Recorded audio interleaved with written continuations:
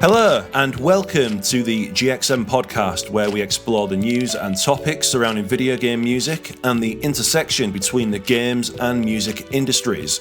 We aim to publish fortnightly, so if you haven't already, please be sure to hit that subscribe button and also share this podcast with people you think will be into it. My name is Mat Ombler.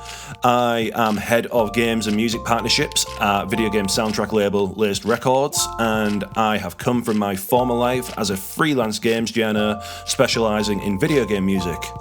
Joining me is my co-host Tom Quillfeldt, who also works for soundtrack label Laced Records and podcasts with the Kane and Rinse crew. Tom, thank you for letting me handle introduction responsibilities this week. I liked it. You're very welcome. Well, it can't always be southern oriented. We need a bit of northern introduction. We've got a nice, energetic northern intro this week with my dulcet Yorkshire voice. What have you been playing, listening to, or generally consuming the content of this week? Matt, I played it. I played Air Twister.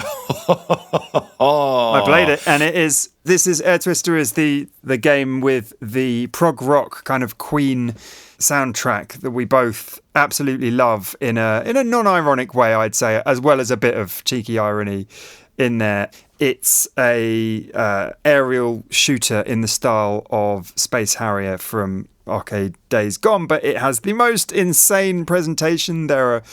You ride on the back of swans. There are crazy, huge air bosses. It's quite a simple game on Apple Arcade, and that prog rock soundtrack by Valencia sits about as weirdly with the game as you would imagine it to. It's like playing LSD or something. It is absolutely bonkers. I recommend everyone, if they have Apple Arcade, to just check it out for 5 minutes. It's immediately fun, but also quite put downable quite quickly. But that was hilarious. Let's drop a quick clip in so you can all listen to. It's probably quite a lazy description, but I think this is literally what if Queen wrote the soundtrack for a video game. Take a listen.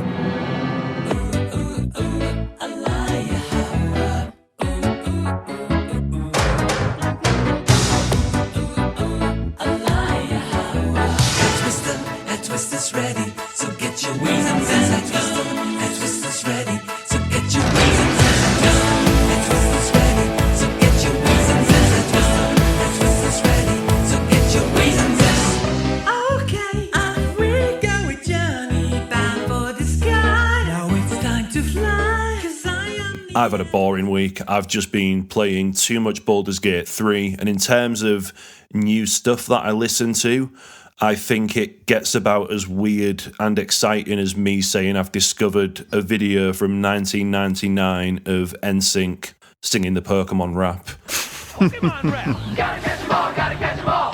Gotta catch 'em all, gotta catch 'em all! Articuno, Jinx, Nidorino, Beedrill, Hunter, Squirtle, Chance, Pokemon! Execute, move, Jugoff, Johto, Lapras, Vulpix, right on! Catch another episode. I've also got a clip of music going round and round and round in my head because I've spent about 20 hours working on, just sort of learning After Effects for some fun, silly Laced Records marketing videos. And I always start with the music clip because then I can cut angles to it and cut things to that. But I can't say what it is because it's not ready to announce yet. But I will come back on that because I've listened to the same 30-second clip of music so often now. But I do think it is a masterwork. And I can't wait to share that very silly video with people that I've spent way too much time on. We can't say what it is, but I have seen the video. It's brilliant, and I think it's fair to say, without giving anything away, this is a release that a lot of people are going to be very excited for. Hopefully so. Shall we get on to the news?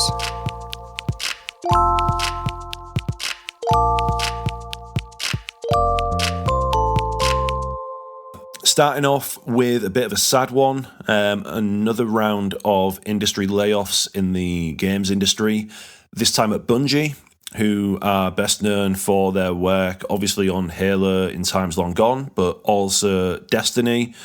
After Bungie announced the latest rounds of layoffs, fans started to notice something weird. Longtime series composer Mike Salvatore, who also worked on Halo alongside Marty McDonnell, the websites for him and his fellow Destiny composer, Michael Sechrist, they'd been updated to remove references of their work on Destiny, and also with a weird line saying "gone fishing," which I believe is an old Halo nod, I think, or I've seen that before. I don't know if it's just a common phrase, but anyway, fans started looking into this. News eventually came out that indeed Salvatore had left Bungie. I'm not a big Destiny player. I played it for a couple of months when the game, shortly after the game came out, but I'm very familiar with his music in the game.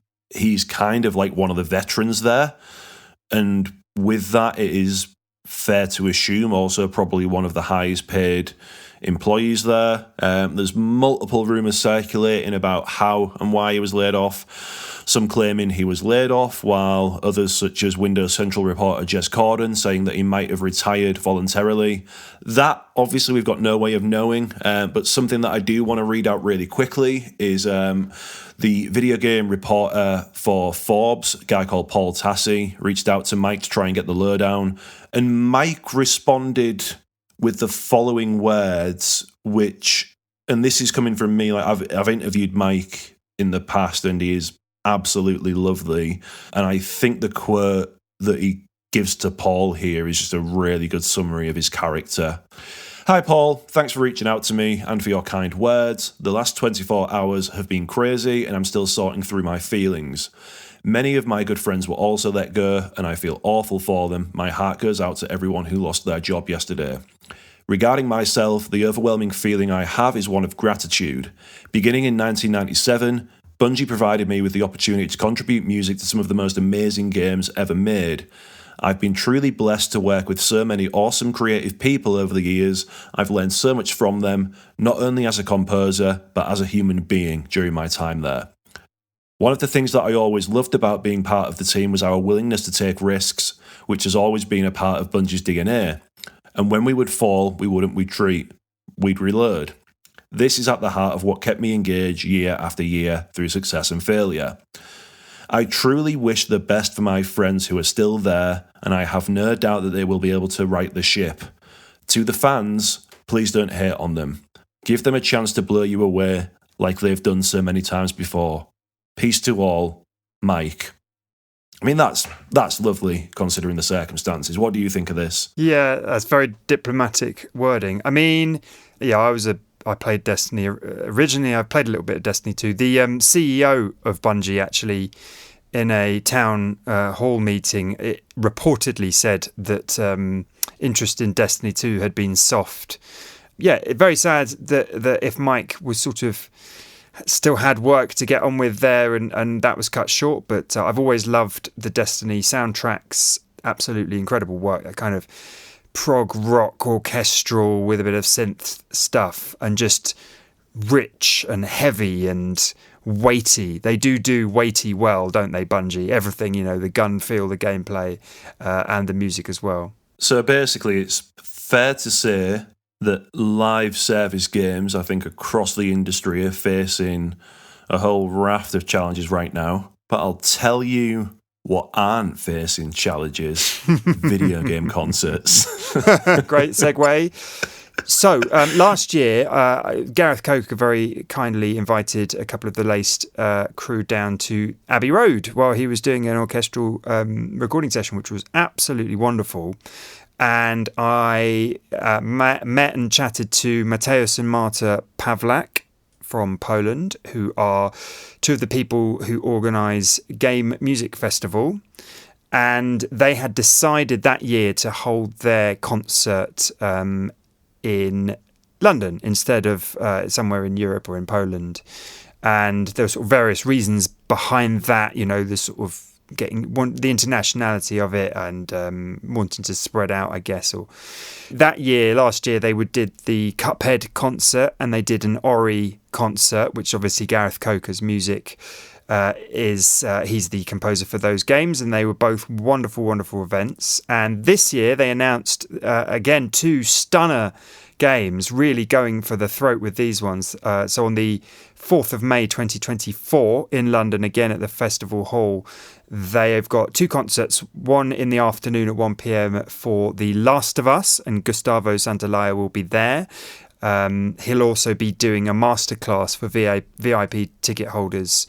And I believe that will be part of the kind of, they have like an educational element of the day. They sort of hold panels and things on the same day that the concerts are. And then in the evening at 7 p.m, they're doing a Baldur's Gate 3 concert. And the amazing thing about that is that it took a day and sold out 2,700 tickets or so, which is an incredible reassurance for Game Music Festival, the organisers. And Baldur's Gate 3 has been out a while on early access, but this year it has absolutely exploded. The hype around it, just the quality of the game, the critical reception. And this is a year we got, an incredible Zelda game, multiple incredible games, Resident Evil, Diablo, etc., etc.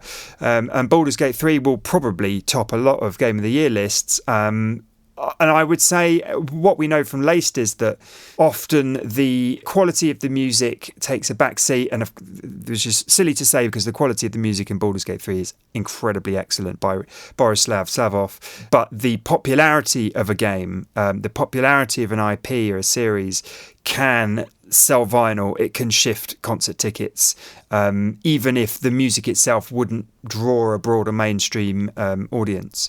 But fantastic, successful Game Music Festival here selling that out. And I believe at the time of recording, anyway, the Last of Us concert still has tickets to sell. It's the Philharmonia Orchestra and Hertfordshire Chorus who are singing in the Baldur's Gate 3 concert, and just the Philharmonia for The Last of Us. Matt, are you going to grab a ticket?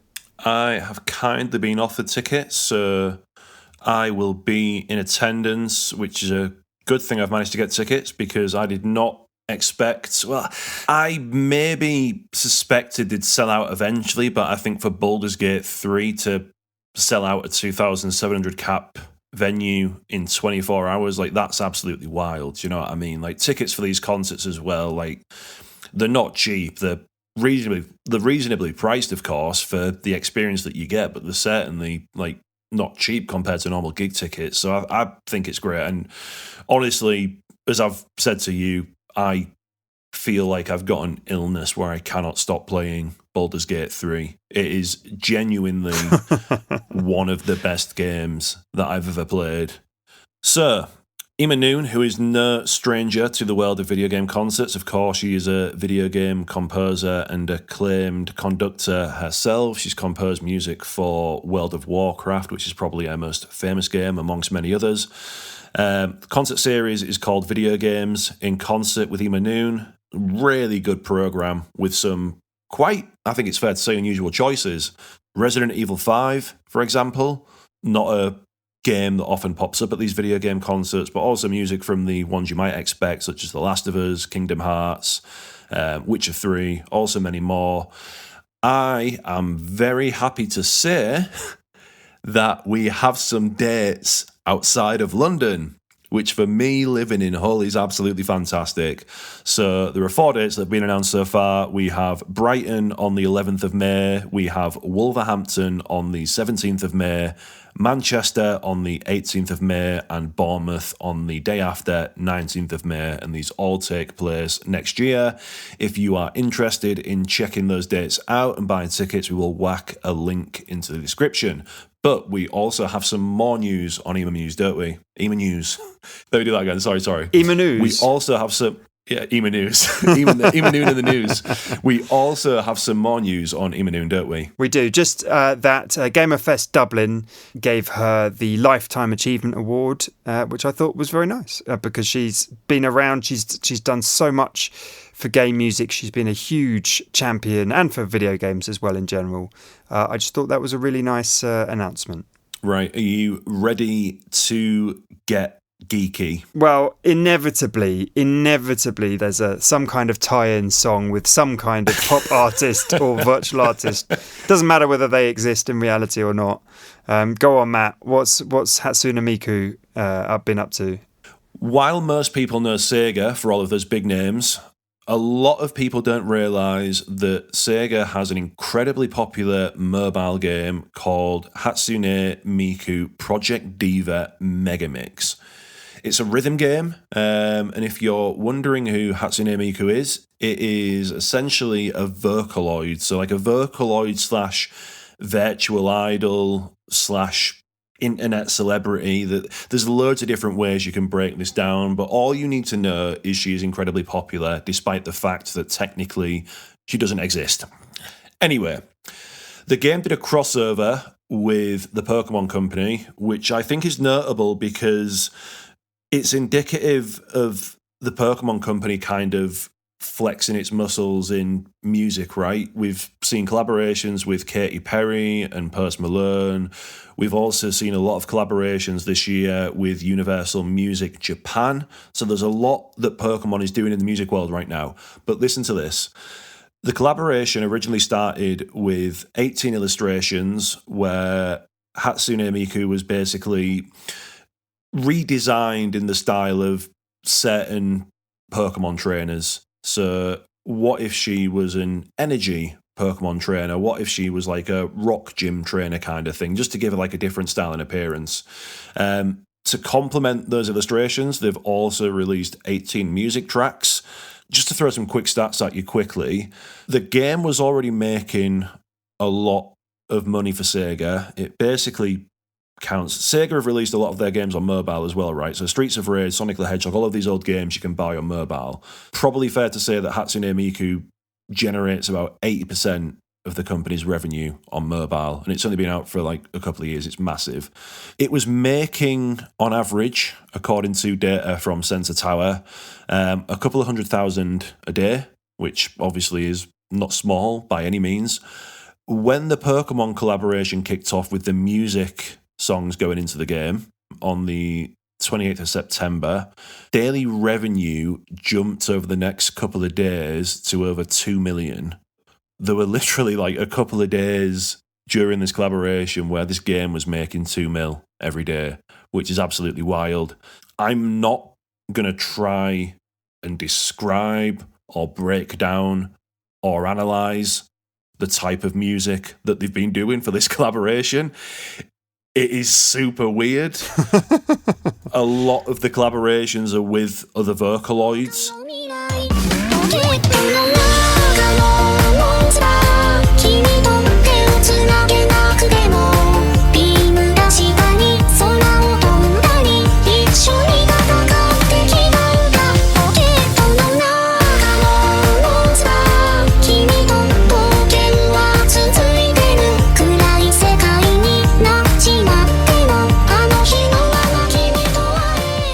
Yeah, this is like it was too weird for me, and I love weird. I like it. It's like hyper pop. Do you know what I mean? Is that a fair way of this? Yeah. I feel like we're in a new era of really over the top like anime music and stuff like that.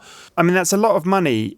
Is this game available in the UK? Do you know? Yeah, so it's a weird one. The game is available in the UK, but no one really cares about it in the UK. It is absolutely massive in Japan, just because that's where Hatsune Miku is most popular. So it's basically making absolute bank in Japan. Mobile games are generally more popular in Japan anyway. There is a separate version of the game with a different name that's available on PC and Steam. If you're curious, check it out. It's a decent rhythm game for what it's worth, but yeah, the music in it is like what you would expect from a Japanese rhythm game developed by Sega and based on a Vocaloid. Do you know what I mean? Like, it is super intense.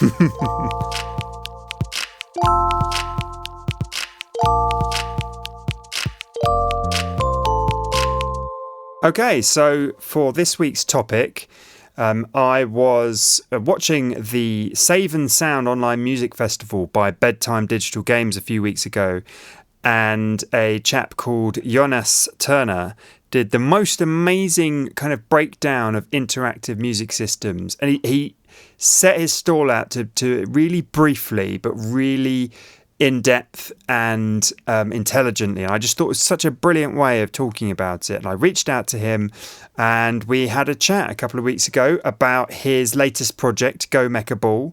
He's also worked on an absolute ton of popular indie games.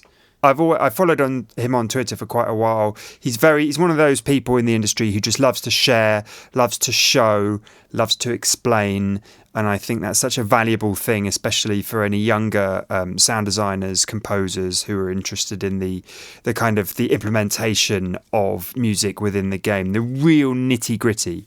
So that's basically what I wanted to chat to him about, and that's what you're going to hear next.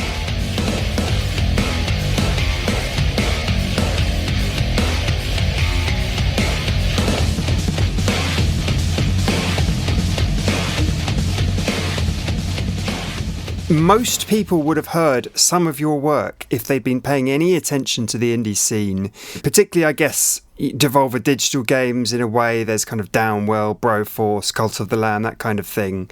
But also some huge titles in the indie world, Spelunky 2, Nuclear Throne.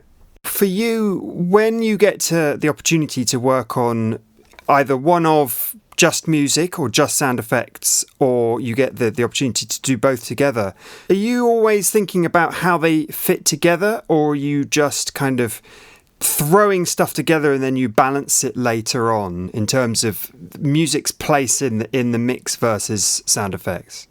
Oh, that's a very good question. Actually, I also do guest lecturing at schools and like various other kind of educational stuff.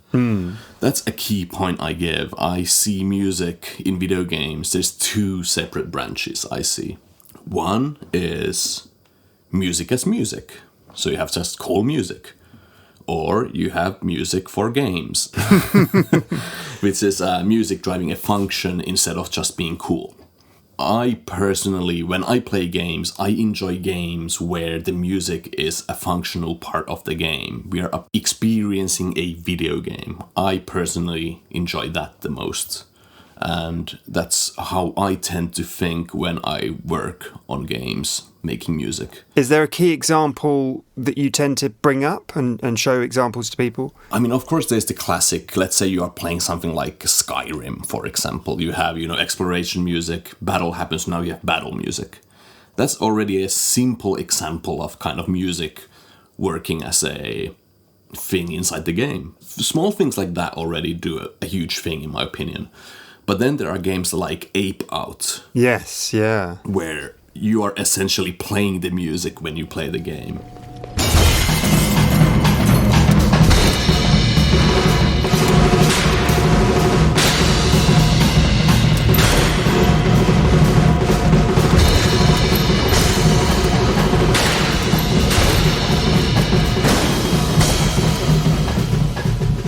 And when I played that the first time, I was just... my eyes and my ears opened. I was like, whoa, this is incredible.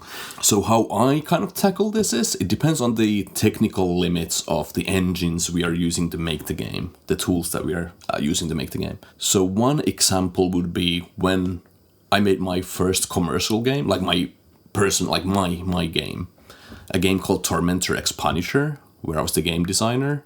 In that, I was also made the music and sounds for. I actually calculated I tapped on a metronome, like what is a good tempo for the game.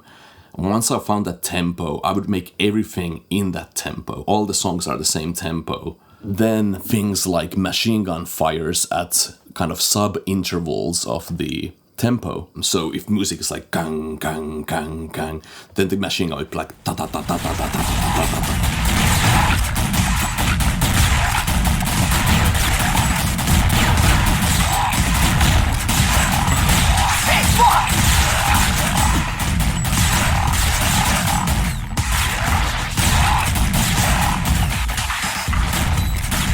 But yeah, I would do things like that.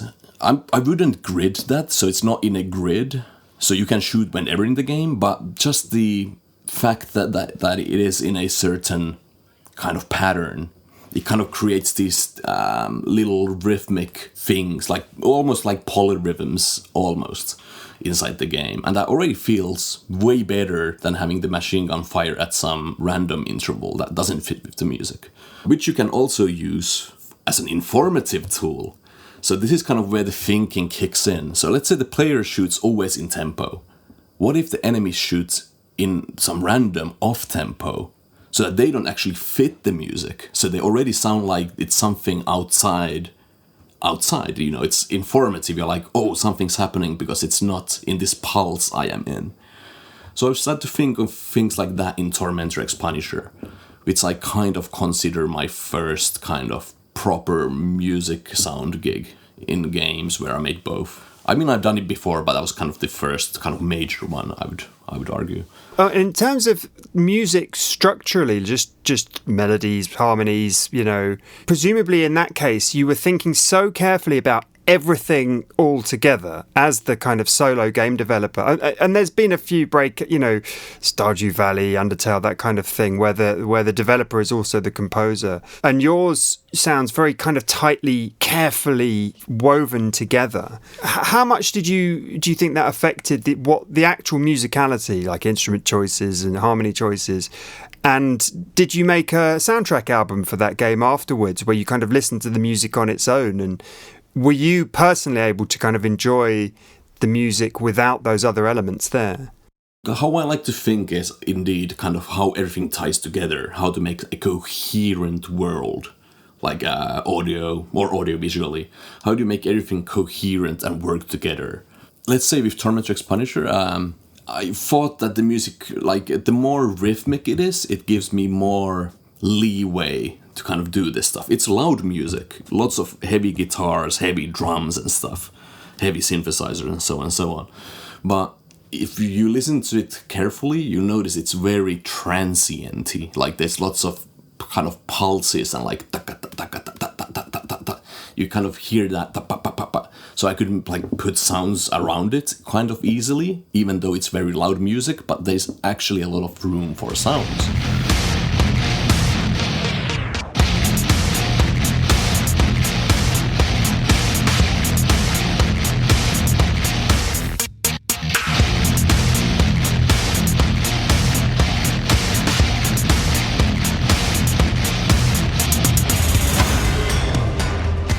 But it also works as music alone. It's metal music after all, or like industrial metal music, whatever. Yeah. People often say Doom 2016 is a easy to reach for example of kind of popular game soundtrack, and also that kind of ballet of violence.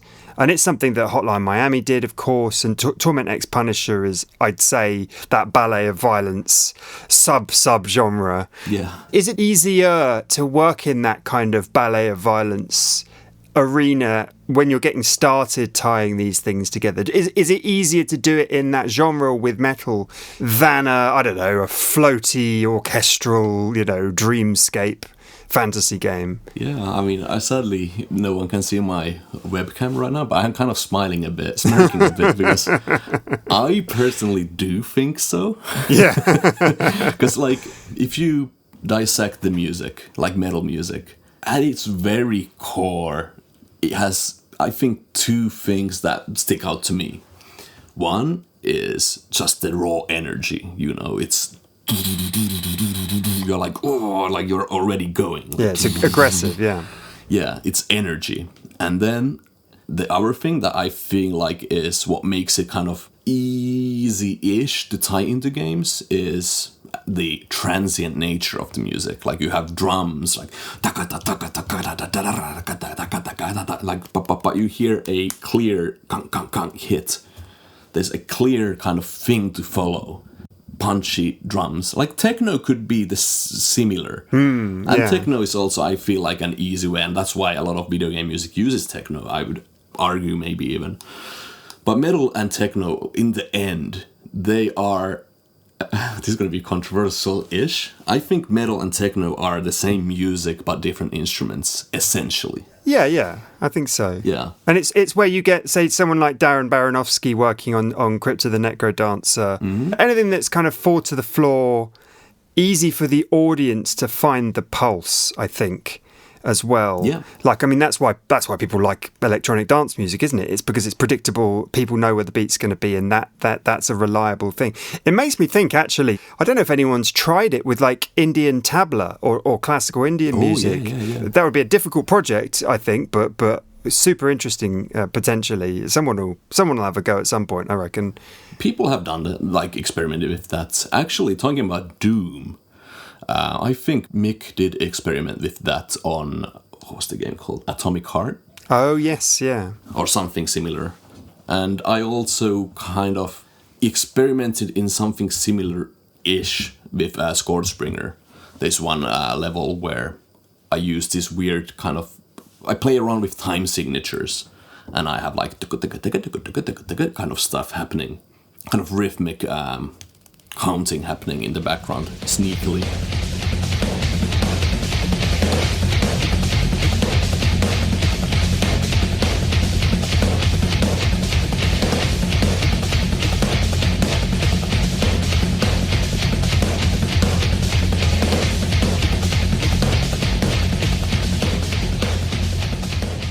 It's funny because it also makes me think of Boomerang X, which is another, obviously, Devolver title. Maybe Devolver are secretly, the place to go if you want to experiment with with aggressive music and game design. Yeah, I mean, they sure have the image for it. So the project you've been working on for 2 years, Go Mecha Ball, is the one that you were talking so excellently about in this online festival clip. How did you get involved with that project in the first place? The unfortunate thing that happened back in 2020, these lockdowns and the whole pandemic thing, when that kicked off, I remember being kind of stressed out, like, oh no, what's going to happen with work and stuff. An irrational thought in the sense that my line of work in video games is very, people working at home. Yes. Kind of a thing. Yeah. I started booking projects. I was like, oh man, like if half of these projects like don't happen, at least I'll have some money to live on. But as chance had it, none of these projects got cancelled. Even some old projects kicked up their production schedules. And this pains me to even think about it. So in the year 2020, I worked on roughly, 16 games at the same time? Oh my God. It is unhealthy. It was not good. It was really bad for me, actually. 16 games. That meant roughly about 3 games a day I would work on, scheduled. Oh my God. Yeah, that was not very nice. Oh man, I was just thinking of those times. I was really tired. Like I would work at mornings, I would choose a project. During the day, I would work on another project, and then evening until going to sleep, I would work on a third project. Oh my gosh. Yeah, it really sucked. So I was feeling naturally kind of burnt out come 2021. I was kind of stretching myself. I had like a couple projects remaining. And I was like, I'll just see these to the end and then see if... I was just, tired. I was thinking about even quitting working in games for a while. Just, to do something else. I was not really feeling it. I started to kind of not hate my job. That's the wrong term. But, just being tired of it. Yeah. So I decided to take like almost a year off. Like money-wise, I could just about make it. So I was like, hey, I want to just, take some time off and do whatever I want and rest. And about the time when I started to take some time off, an old work colleague from another project reached out to me like, hey, we are working on this cool thing. Like, you want to join our Discord and check it out? And I was like, I don't know. Like, kind of, I'm planning on taking a year off. And he's like, no, just come over and check it out. So I was like, okay, I'll do it. Like, for you, I'll come and check it out. cool person. So this was Felipe Martins, who's the concept artist of Go Mechaball. So I jump in, and I love his style. He has an incredibly cool style as a concept artist. And I jump into Discord, and I check the game, and I'm just like eyes open. I'm like, what? This is super cool. And I tried the game, and it played amazingly. And I was like, wow, I could feel kind of ideas brewing in my head. And I'm like, yeah, I want to definitely be a part of this. But I want to take a half a year off. Like, I cut my idea of a year off to half a year off. But during that half a year break, before starting my work properly on the project, I would do kind of small demos on the game, like when I felt like it. I would kind of try out, like experiment with music stuff, experiment with sound stuff to see things that might fit. Just for people who don't know, so Go Mechaball is an acrobatic action roguelite where you shoot, roll and boost your way through a futuristic wonderland. At a glance, I would say it reminds me of something like Hades, but obviously Hades with its Greek gods setting, and this is a futuristic setting, and there's guns and there's shooting and it's like Marble Madness versus Hades or something. It immediately is very colourful, looks like a ton of fun. Was it sort of never a question that you would just take care of every aspect of the audio and music? Was it just sort of there for the taking for you? Yeah. So you say you're doing experiments, you're doing little demos and things. Has that been your experience on the whole game? Is just sort of very experimental and gradually piecing your way bit by bit to approaching a final audio overlay? Yeah. What kind of grabbed me in the game was, at first when I played it, I was like, this is interesting, and like the very first prototype thing that they showed me. And I was like, wow, this is interesting. But then I realized that something feels different in this game. And I kind of asked about technical details of the game. And then I learned that the game is procedural. Like, the animations are procedural. The AI works in its own interesting way. I haven't really worked on a game like that before. Where, limbs can twist and turn in whatever way they want to. So that already kind of started brewing ideas in my head, like, okay, I cannot make, let's say a mech is walking. I cannot just make a generic walk sound, like on top of an animation. Because what if the limbs turn differently? What if a step doesn't take you, a random example, like half a second? What if it takes you 30 milliseconds? Like, these are things that can happen in the game. Everything is procedural and kind of somewhat, I guess, generative in that sense. So it's a different way of working on a game, different way of thinking about the game, because everything is suddenly more alive, and I need to cater to that. So in my experiments, I would kind of figure out ways how to cater to that thinking. In my mind, I had decided for them that I will make both the sound and the music, and I will tie these together. They will work as a single unit together. You can separate music and the sounds, from the options, but the ideal experience is having both.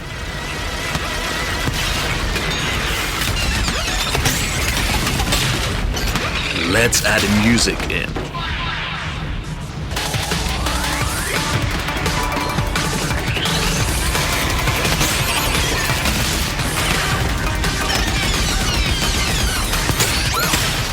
Because I wanted to cater this randomness that's happening in the game in both the sounds and the music.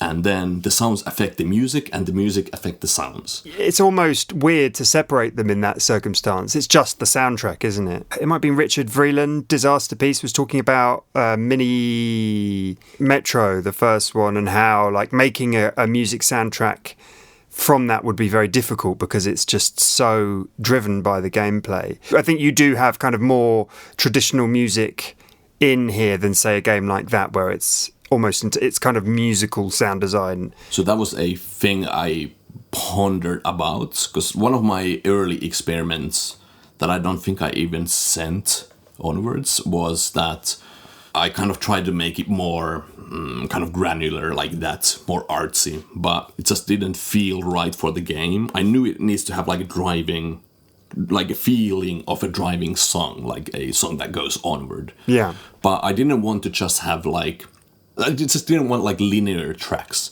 To me personally, it didn't feel like a thing that would fit the game as well due to its rapid action. And instead I decided, hey, I'm gonna make the music so that all the instruments are separate. So we have drums, bass, melodies and stuff as their own tracks inside our sound middleware called Fmod or Fmod Studio. I would make lots of different options per instrument. So let's say drums might have anything from 5 up to 10 options that they can be. So instead of like, now I play the game, the music starts, it's dunka, dunka, dunka, dunka. Next time it might be dunka, dunka, dunka, dunka. You know, I've changed the rhythms. So it kind of goes back to Fruity Loops in a way. It's kind of like like a variation engine for small loops. But you're creating everything, obviously. Yeah. So I wanted that, and that happens with every instrument. So essentially one song technically is over 7,000 songs. Which is like, I don't know, 6 to the power of 5 or something. I can't remember how it went. If you release a 7,000 song Spotify OST, I think it probably do quite well royalty-wise. No. But indeed, after my summer holiday, I'll be making the soundtrack version of the music, which is, I'm going to make them into a linear form song, which is essentially me creating a new song based on all these clips that, I use inside the video game. But I'll just take those and compose new songs out of those building blocks. Yeah. To hopefully get a interesting soundtrack. But yeah, that was my idea, to kind of make the music from blocks like that, because that enables me to control and mix and mangle the tracks like on a per layer basis. So for example, in Go Mecha Ball, you can walk around as a mech or roll around as a ball. Both of these states mix the music differently. So when you're in mech, you have kind of more open music, like more high-end instruments and stuff. They kind of become more alive. The equalizer kind of opens up the upper range a bit. As soon as you go into a ball, I cut down the higher frequencies a bit and lower the higher frequency instruments. And I boost the bass a bit. So you have this more kind of a thing happening in the music to kind of indicate rolling a bit more. And as the high tones are cut, now you hear enemies attack tones and warnings and stuff. Like you get more informative sounds when you're rolling, because usually when you're a mech you'll be shooting.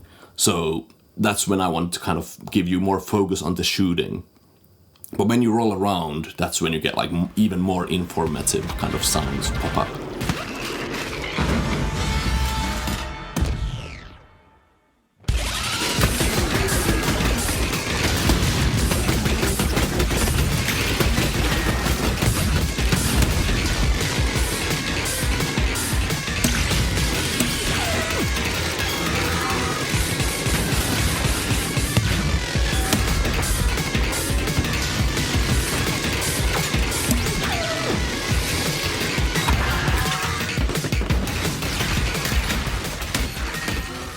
It reminds me of interviewing Olivier de Rivière, and I'm sure you've come across his work a lot. You two both being obsessed with interactive music and the possibilities and all the different triggers and things. And he was saying about Dying Light 2, the whole point of the game is they were trying to encourage players to stay on the rooftops and like run constantly as a parkour, like being on the ground, not good, being, not moving, not good in that game. And so he did a lot of work to make the music rewarding as you got faster and you're doing more parkour moves and you were higher up and you were getting a kind of a nicer version of the score and the music's reacting to you. So it's kind of nudging players in a certain direction by audibly, rewarding them for certain gameplay actions. And it sounds like you're doing the same thing here. Not that in Go Mecha Ball it sounds like there's a sort of a bad state and a good state. It's more like, exactly as you say, like different information is important in those different kind of attack states. I mean, presumably you spend all your time thinking about how's this going to make a player feel, how's the overall mix, does it feel crunchy and good, and does it add to gameplay and game feel? Exactly. Yes, exactly. How do you know if you've achieved that? Do you get other people to tell you? Yeah, it's actually, this is going to sound maybe slightly narcissistic of me. So I do play and reference the game to other people. Like, I have a friend group of like video game composers and sound designers that I might, send a video of the game to and be like, hey, what do you think? And they would tell me. But I kind of believe that in a lot of ways, I am the best person to also say it. As long as I'm not happy, I know it's not good. Because I play a lot of games and I reference a lot of games, and I kind of keep a standard to, if I'm not feeling it, I don't think anyone else is going to feel it. Is there a recent game, or maybe even an older game, where the gameplay, the sound design and the music just felt like it was elevating the moment-to-moment gameplay in a really kind of tactile way? The immediate one I have in mind is because this is my kind of reference game with Go Mechable, or one of them. Actually, no, I'll say two. So, Overwatch by Blizzard. When I hear Overwatch and I play the game, it's kind of like Call of Duty-ish, but it's more family-friendly version. I don't know if that makes sense. Like when you shoot in Overwatch, it sounds nice, but it's not violently visceral. It's less militaristic, perhaps. Yeah. It's more kind of designery in a sense.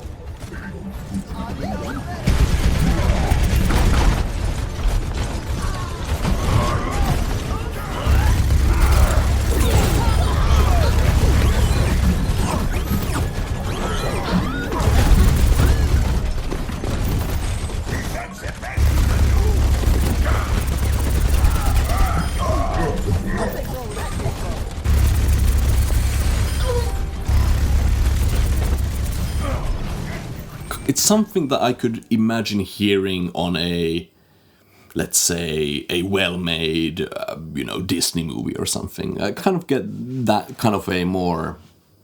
that's kind of just the internal feeling I get from it. I'm not saying that's what it is, but that's kind of how I take it in.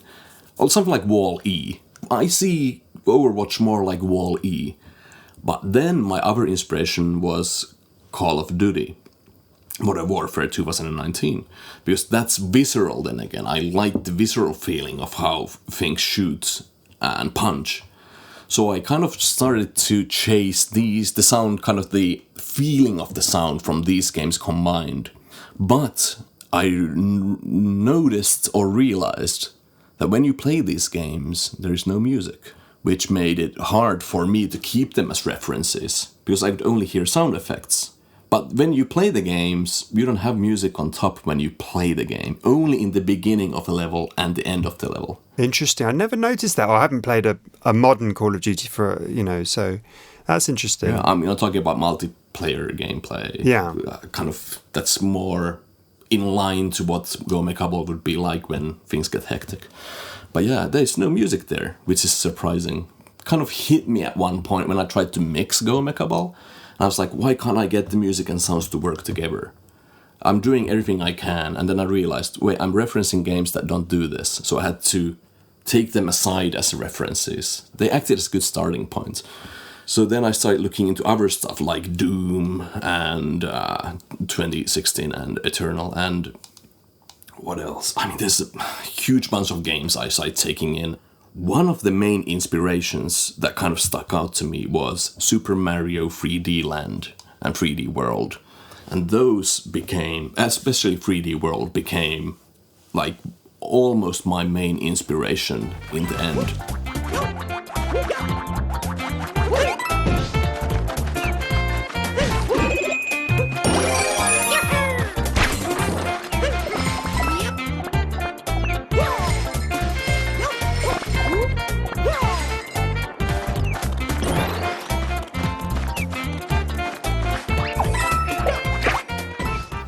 Because that has music and sound effects, and they also do interactive stuff, which I didn't realize before. But now, as I played it with more analytical ears, I noticed that, hey, they are actually doing things here. Like, why aren't people talking about these things that they're doing? They're doing some very amazing stuff as well. You say that, and I can just hear da-da-da-da, da-da-da-da. I just hear that violin riff going round and round as my kids can only play the first level. You know that game just from hearing a few seconds of it, Exactly. and you know it was 3D World as well, specifically. That's what I love about games. Like, that's why I want to create games from like an original standpoint. Like, I want to create everything from the source recordings to the edits and, you know, the final product. I want to be original, designed for the game, because I love that. Yeah, and that's why you decided to video the Foley work you did, or the found sound recordings you did on this game, because I presume you expected you were going to do a lot of it. Yes. And it was going to be a really good showcase of your talents later on. Every project I do the same thing. I kind of do a design document, and then that's kind of like my so-called like design bible or guidance for the project. I do that for every project I worked on. But the reason why I want to record the source stuff for Go Mecha Ball is, like, I love to watch making of documentaries, and I wanted to make like a good one. And B, the reason I do this is how I learned, like, before school and during school, was by watching making of documentaries. There was this webpage called Soundworks Collection, is it? Something like that. So they have a lot of like making of documentaries, both videos and written, and maybe even a podcast. I'm not sure, I can't remember. But I watched the videos. So I look at these videos and I look at, okay, what kind of gear do you have around? Why? Why is it there? And what kind of microphones? How far are they? And stuff like that. I would just look at these videos, and also I would quickly notice that a lot of these videos were faked. Like, you know, let's show some making of, and, you know, at the time of making, which I understand they haven't done it, so they kind of recreate it. But then you notice like small things like, hey, your phantom power is off, like kind of stuff like that. Oh yeah, it's like the guitar being unplugged on Top of the Pops or something. Yeah. You kind of start noticing, oh wait, this is I understand they were working, they might have not had time to set up a camera and stuff. When I recorded these videos, I also have a commentary. I started doing this naturally. I wasn't supposed to talk while doing work, but I started talking and I started explaining why I have the microphone here, why am I doing it like this, because I want to make it more into a kind of an educational video in a sense, to show people that, hey, you can do this too. Just do it like, this is how I do it. Use whatever you can use from what I'm telling you, but take it into your own direction. Because me, as a player of video games or consumer of entertainment, I love to play games that kind of make me go, wow, what is this? Like hearing something new. Like when I played Ape Out, I heard the music system without knowing about it. I was just blown away. And I was actually on an airplane when I played it. And I put like headphones on and I was like, whoa. Just like jaw open, like this. I haven't experienced this before. I was completely taken by it. It's easy to impress people with graphics over the years. You know, you always get a shiny driving game at the beginning of a console generation. When Unreal 5 stuff started coming out, it's easy to kind of put a lot of clips on Twitter and stuff. And audio, understandably, it's a harder sell to just casual gamers, to like audio laymen. How I see it is a entertainment cultural thing. As soon as you kind of teach and show people a thing and they get it, they will get it. Like, let's say Wilhelm Scream is a good example, I feel like. Yeah. The kind of yell. Yeah. It's more like, yeah. ah! Yeah. When you tell that to people and you show it and people hear it and they're like, oh yeah, that thing. And then you see like video compilations of the same yell in Star Wars, Indiana Jones, whatever else. Or Call of Duty even. You show that and people, they recognize it. Or like in like jazz music, you have this so-called the lick. Like dee-dee-dee-dee-dee kind of a thing. When you show that to people, they kind of learn it. And then they start kind of spotting it and, you know, it teaches them something. And now they know this audio thing. And it's similar with visuals. Like we talk about slow motion. Like people know how to say like motion blur, all these things. They are very kind of apparent and obvious to us because we know what it is and we've been always taught what it is. But if you just told some random person about motion blur, they will look at you like, I'm not sure kind of what you mean. Like from the name I can kind of parse something together, but I don't know what motion blur is. But then you show it in games and stuff, now they know what motion blur is. It's same with audio, but I don't really see that happening in audio. And I feel like for the culture, it's good to kind of start showing people these things. So they learn about these things, then they start understanding the importance of audio. Like if you think about it, audio is... I kind of hate to put it in percentages, but half is what you see and half is what you hear. But in video games, you also have, the actual playability, you triggering the actions. Sound is important, because with sound you can tell the player that someone's behind you. Something's behind that door, for example. That's harder to do visually. It's both technical and emotional. Mm-hmm. In the same way that with graphics, you have technical graphics, and then you have, art concept and design and character design and et cetera, kind of color palette, that kind of thing. Because in audio, it's not just like, I can tell you something's behind the door, but you can say, and you're in a spooky basement and you're supposed to feel scared, or actually this is a comedy moment and something's going to burst out at you, but don't worry, it's not going to be that scary because the music is telling you this is a comedy moment, etc., etc. So it's an important job. So I mean, you've taken on a lot with Go Mecha Ball. You must be happier to do that on a project where you're sure of what the overall scope of the game is. Presumably you might be less willing to do absolutely everything yourself if it was a sort of giant, I don't know, open world game with lots of cutscenes and lots of emergent stuff, and so the scope of the project helps inform you of how much you could take on at the beginning, maybe. Oh yeah, totally, yes. Have you cracked it? Do you think the music sits in just the right place and the sound sits in just the right place together, relationally? It's one of these things where you have an idea, you make it, and you're never 100% there. Yeah. I don't think that's even achievable. That's never achievable. Like you make the perfect food dish, but you always know that there is something that could be a little bit different. But it's still good. Like, it's still excellent. Like, you eat it, you're like, oh man, this was brilliant. But I wish I had, apple juice to go along with this kind of thing. So it's one of those. I'm extremely happy what we achieved. And the music and sounds, they work together. And they work as intended. Like, everything is like I wanted it to be. And I'm happy about that. It's going to be a different sounding game than a lot of games, because the mindset with it is different. So it makes, sometimes it's hard for me to listen to another game and then kind of compare it to Go Mecha Ball, because it doesn't make sense anymore, because it's technically such a different thing than a lot of other games. Like if I play, let's say, I'm playing Doom 2016 or whatever, it's all nice and crunchy and kind of just this packet in front of you. It's very nice.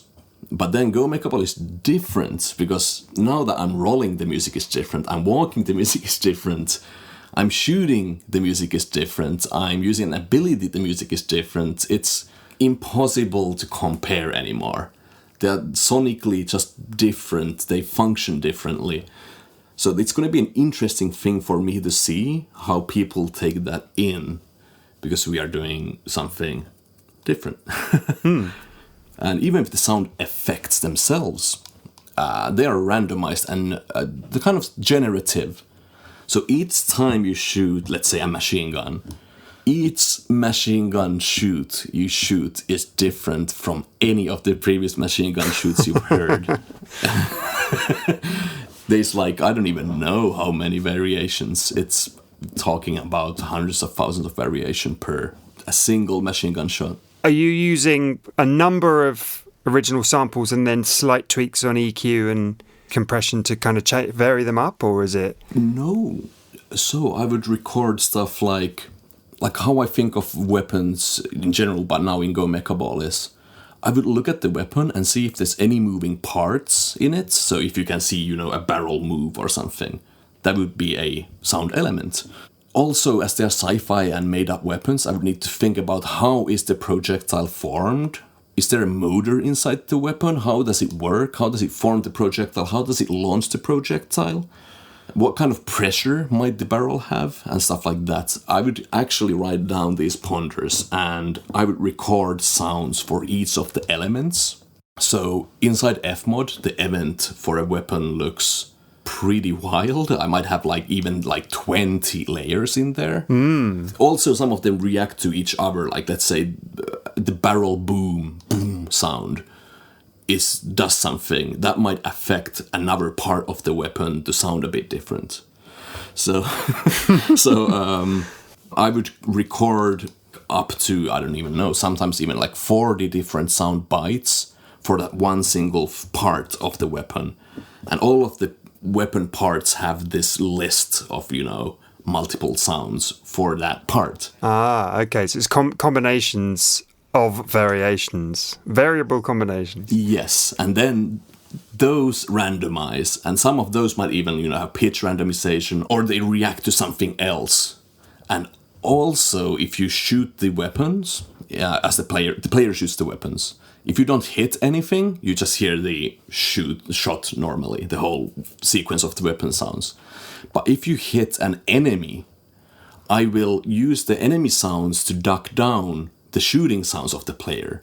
So now you're only hearing the impact of you pressing the button, like gang, gang, gang, gang, gang. And now you hear like tung, tung, tung, tung of the enemy. So I think it's more important that you hear what you're hitting than you're just hearing, a gun shoot. Everything is about information. It sounds like you stuck your head all the way down the rabbit hole and then just kept tunneling. Yeah.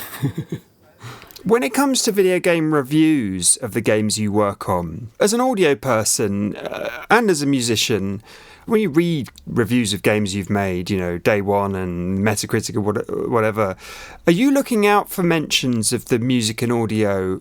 And when they come, is it, presumably it's a nice feeling, but is it disappointing overall that it's not mentioned more often? Or how do you feel about reviews specifically when it comes to your work on games? Oh, well, I'm grinning a lot right now. I feel like I'm almost caught with red-handed. I do. I'm terminally online in the sense that, let's say a game gets released, I'm reading every review I can. But I'm also reading it not just because, hey, what are they saying about me? Which is, of course, the main reason why I'm reading them. Because they can provide me things that, again, either me or someone from my close circles might not tell me. So, sometimes a lot of the reviews, I would say maybe 60% don't even write about audio whatsoever. They might mention music, oh yeah, the music's pumping, and you're like, oh, okay, well. But you can read between the lines at times. Something like Badland, for example. People would be like, oh, it's the feeling of all the materials and stuff in the game, the game world feels alive. They're not saying audio specifically, but in the game, everything's a silhouette. We do not tell what material it is in pretty much any other way than sound. So I'm kind of parsing from that info that they're probably talking about sound and how that's helping them guide things. And I would kind of gather a mental list of, hey, these things help these people. Or they found this interesting and it made it enjoyable. Or these things they did not like. These made them feel kind of rushed or more too hectic or something. So I kind of go through these things and I need to compare that to whatever my design has been for a project. For example, Nuclear Throne was a interesting project to work on where we did a conscious decision to make the game very loud, technically very loud and distorted, because that was the design we want to go for. When I talked with JW, Jan Willem Niedman from Vlambeer, the game designer, I talked with him, what are your inspirations? And he would even send me books and stuff of 70s cheap C-grade sci-fi stuff. Read this or watch this, and I would go through them and I'm like, okay, I know what you're going for. We are not doing 1-to-1 ratio, this is the copy of that thing. No, what I'm doing is listening to what's the common element between all these things. And I realized it's this kind of lo-fi distortion, technically kind of wrong, kind of amateurish stuff, but then done well. Yes, yeah. That was my design with Nuclear Throne. I was like, we'll do this. It's a risk. Like, professionally, career-wise, it was a huge risk for me as well. But also at a perfect time in a sense that indie games didn't really have that much recorded audio. It was more, bleeps and bloops kind of a stuff. Because Nuclear Throne launched in 2013, is that right? Yeah, early access in 2013, yeah. Yeah, so that's relatively early. So it's kind of past that initial sort of 2008 to 2012 wave and then into the mid-decade stuff, yeah. Yeah, but I have to remember that, like, at those times you might have, lots of games coming out.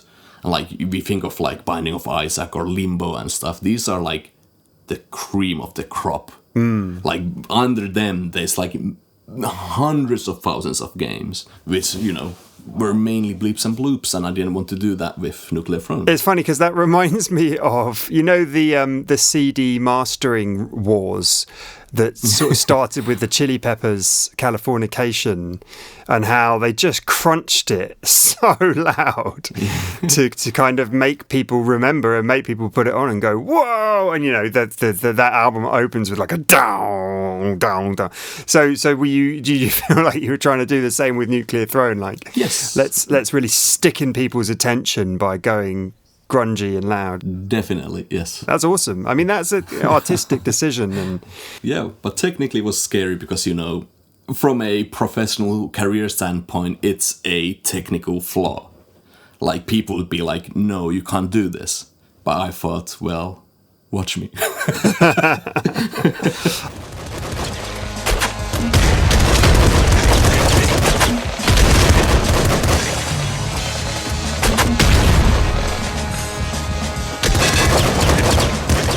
Okay, we're going to move on to Done in 60 Seconds, where we're going to take just a minute to recommend something to each other. It could be music, but it could be something else.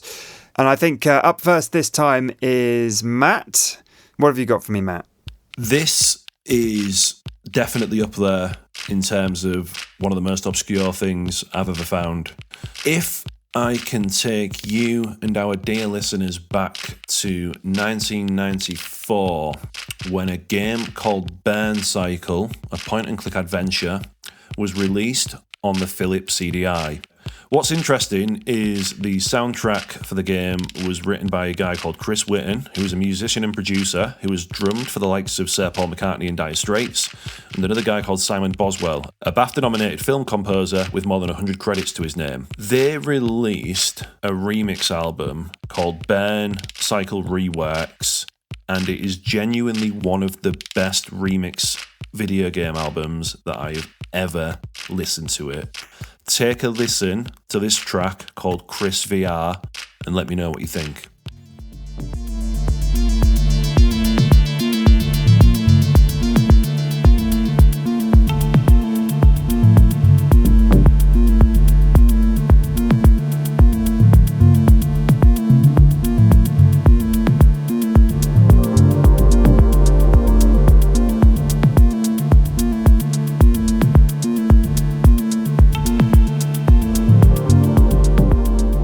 Yeah, that is superb. That is really, really, really good. I love that kind of thinking electronica with enough room for your own thoughts to go off in different directions. It reminds me a bit of, there was a Grand Theft Auto 4 radio station which was kind of slightly more new agey, but still that kind of slow burning electronica that I definitely love to listen to every so often. So definitely like that one. What have you got for me in return? Is it going to be something as good? So Matt, there's this incredible chiptune album by someone going under the acronyms ZBW for a game called Demon Throttle by Doinksoft, who did Gato Robato and recently Gumbrella, a Devolver studio. And by the time you hear this, the vinyl soundtrack pre-orders will be up via the Devolver merch store for the Demon Throttle vinyl.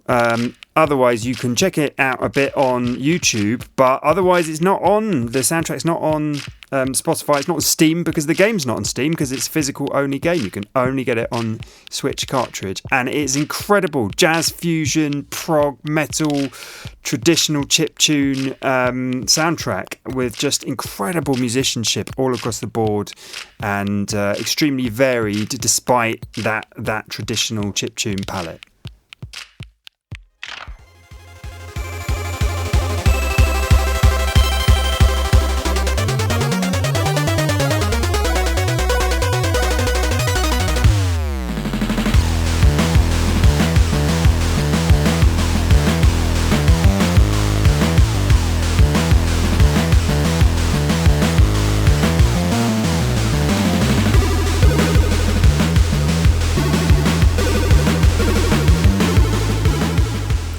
That's like a chiptune version of all my favourite bands combined.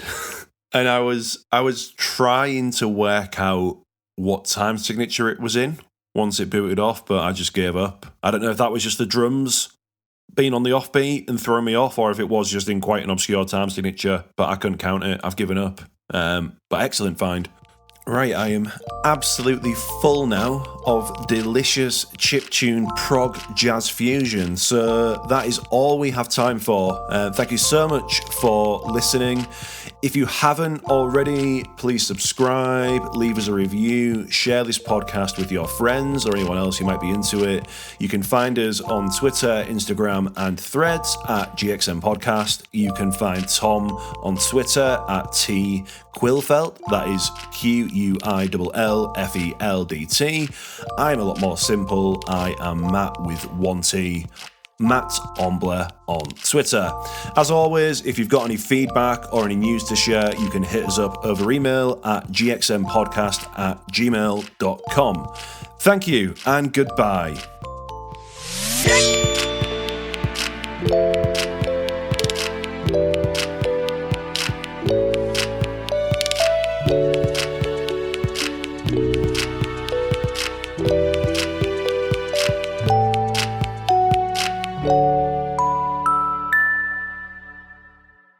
Yes, let's. That sounded real sarcastic. Yes, let's jump into the news.